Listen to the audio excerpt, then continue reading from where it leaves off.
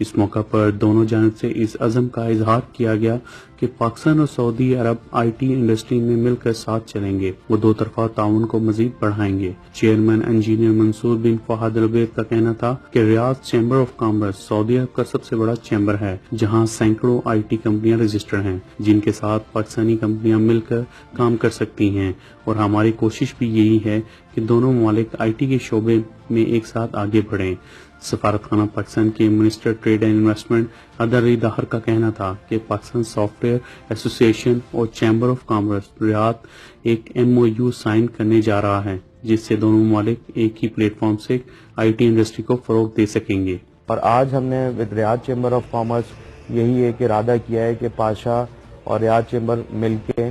ہم ایک ایسا پلیٹ فارم کی طرف جائیں جہاں پہ talent pool from Saudi Arabia اور ٹیلنٹ پول فرام پاکستان ایک پلیٹ فارم پر آئے اور work together to have a joint product and service development for the Saudi market. لیکن جو اچھی پیش رفت ہوئی ہے کہ پاکستان سافٹ ویئر ہاؤس ایسوسی ایشن کے ساتھ ریاض چیمبر آف کامرس نے ڈیسائیڈ کیا ہے کہ ہم آئی ٹی کے سلسلے میں ایک MOU کرنا چاہتے ہیں، جس میں جو دونوں چیمبرس ہیں they will take care of the B2B for the IT industry. The Riyadh Chamber of Commerce,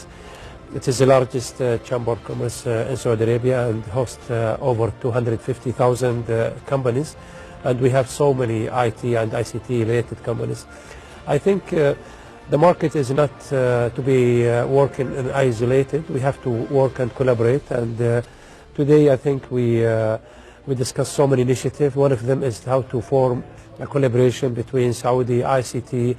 companies and also talented and companies in Pakistan to work jointly in certain projects.